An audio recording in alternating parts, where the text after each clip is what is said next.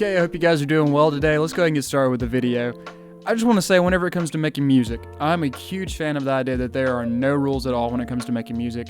You can record anything you want to, you can throw it in Logic or Pro Tools, you can make samples out of things that you record, you can just make music a million different ways.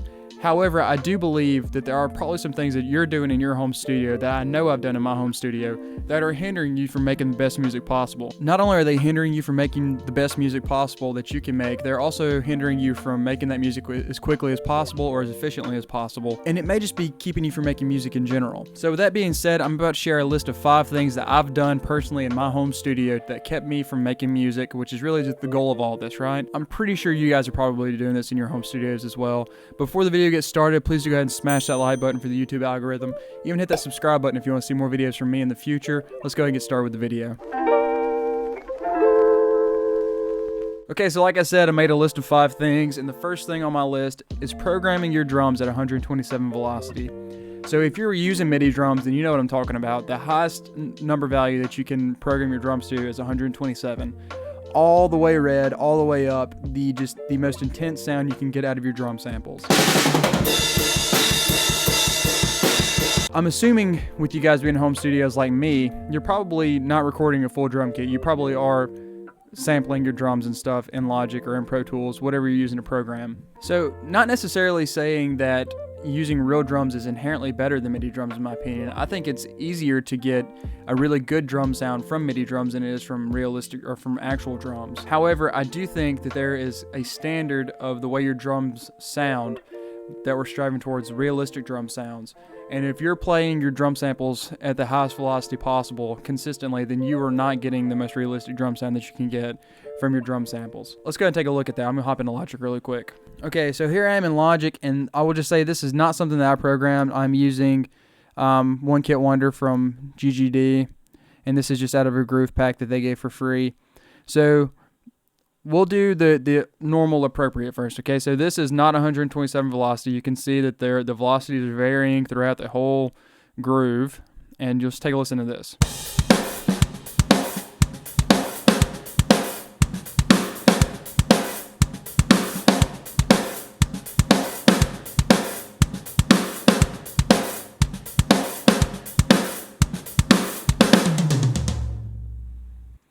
Okay, so I mean, not saying that it didn't sound a little bit like MIDI drums, because it kind of did, I guess. However, there are dynamics in the playing. These notes are being hit harder than these notes, and you see some ghost notes, and the cymbals aren't being hit at the exact same velocity the entire time. So now let's go ahead and take a listen at this one, where everything is completely red, 127 velocity. Take a listen.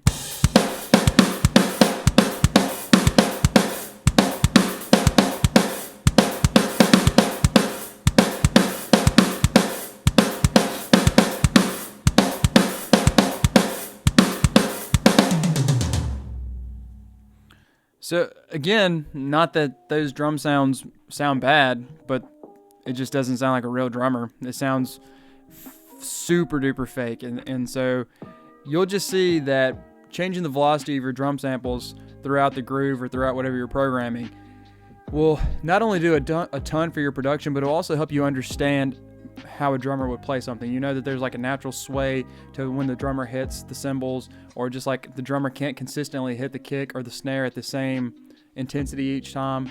So taking time to work on the velocity of your drum programming will help your productions a ton. Okay, so let's go ahead and get on to the second thing that I think will really just hinder you from making really great music, or just keep you from making music at all, and that is lowering the standards for your guitar and vocal takes. Whenever you're in the home studio by yourself, you may be in your studio all the time, or you may sporadically be able to go in it whenever you have some free time. However, you're likely the only one in your home studio most of the time. And with that being said, sometimes it's hard to hold yourself to a certain standard for your guitar takes or for your vocal takes, whatever you may be doing. This is something that I've struggled with quite a bit with my guitar takes.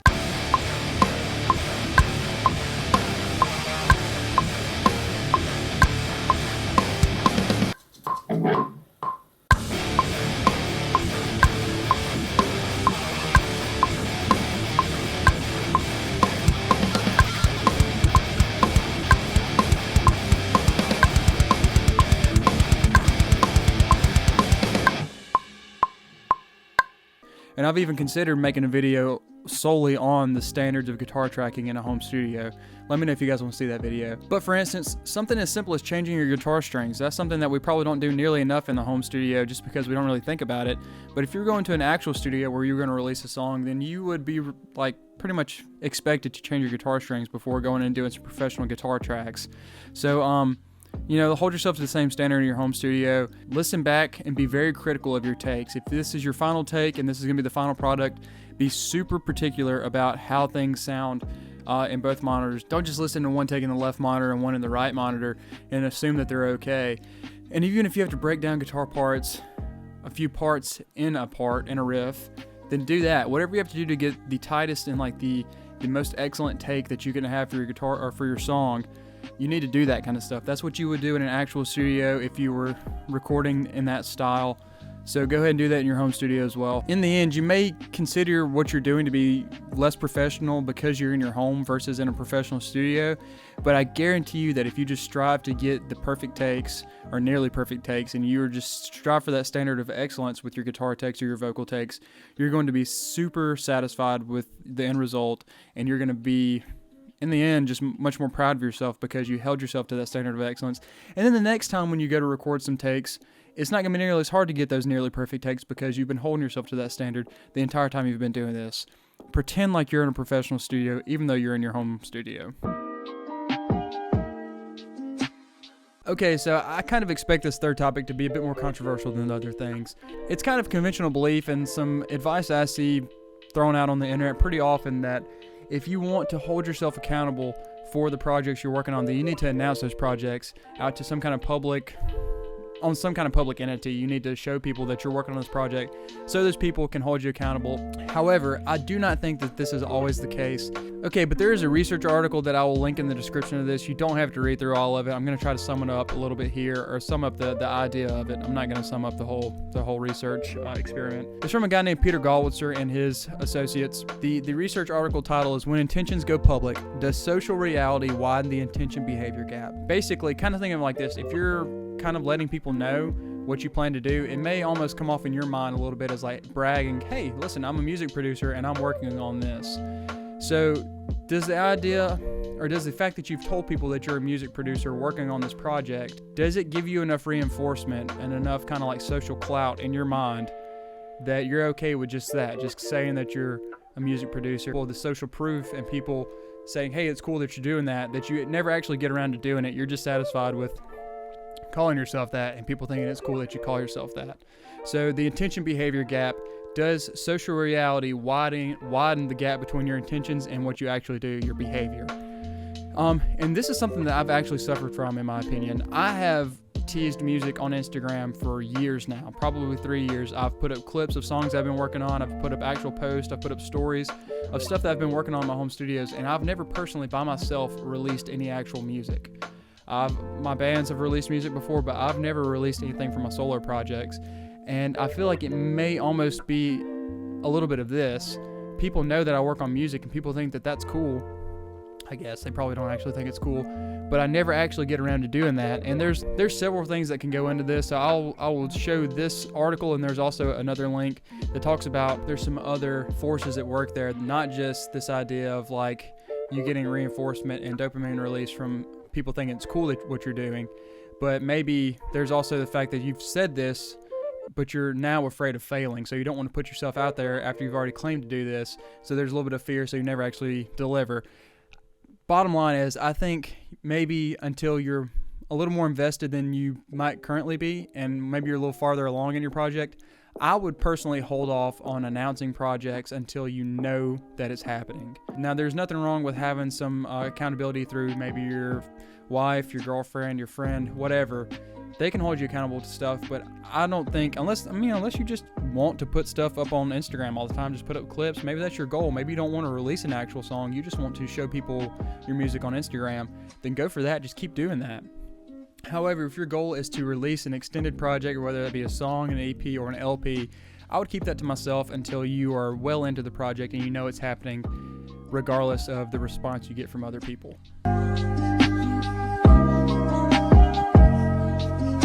Okay, so this fourth topic is something that I've struggled from on both angles. I'm going to talk about two different things here.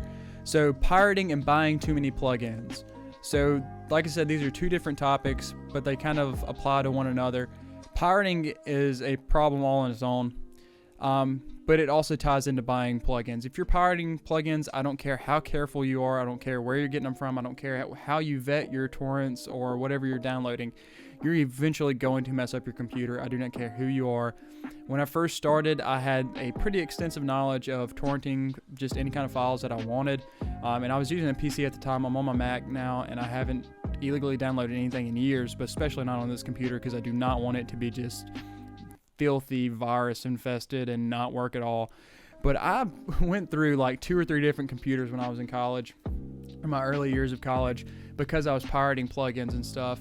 And I was very careful. I thought I was careful anyways. I thought that I was downloading stuff that was virus free, but there's really just no guarantee sometimes. And I just fried like 3 different computers. I remember just several times, I can't even remember how many times, but it was a lot. I was just completely hard resetting my computer and then having to go through and re-download all my stuff just because my computer would not work. It was always so buggy from pirating plugins. So if you're not worried about the moral side of pirating your plugins, at least know that you're going to mess up your computer eventually. There may be some of you who are smarter than me. I'm sure there are a ton of you who are smarter than me, and you may be better at pirating stuff. But I imagine one of these days you're playing with fire, so you're eventually gonna screw up one of your computers. Another thing that ties into pirating plugins and buying too many plugins, but if you start buying a ton of different plugins, then this whole music making thing becomes more of just like playing with new toys and plugins than it does actually making music. And actually, there's a saying that I heard from HW on Tone Junkie, and he heard it from I don't know where, but I heard it in one of his podcasts. Beware of the man with one gun, because he probably knows how to use it. And I feel like that applies to pretty much anything that you're working on in your projects, that'd be guitar or drums or a keyboard or just plugins or anything like that. If you narrow down what you actually use in your tools and you get really good at using those specific tools, then I don't know, I just feel like you can be much more effective at making your music. And honestly, whenever it comes to most DAWs, even some free ones, you can use the stock plugins for 99% of what you need to do. There's no doubt in my mind that you can get a quality mix using only stock plugins from Logic, from Pro Tools, even from Reaper. And I'm sure there are a ton of other DAWs who have really good stock plugins I just don't know about. I just want to tell you guys, do not waste your time buying too many plugins. Do not waste your time pirating plugins, because you're not going to make music with those. You're just going to play with those, or you're going to be hard resetting your computer because you messed up your computer from downloading a virus. Just be careful with that kind of stuff and don't get too caught up in it. Remember, it's all about making music. Okay, and the fifth and final thing that I wanted to talk about today on the home studio mistakes that I've learned lessons from.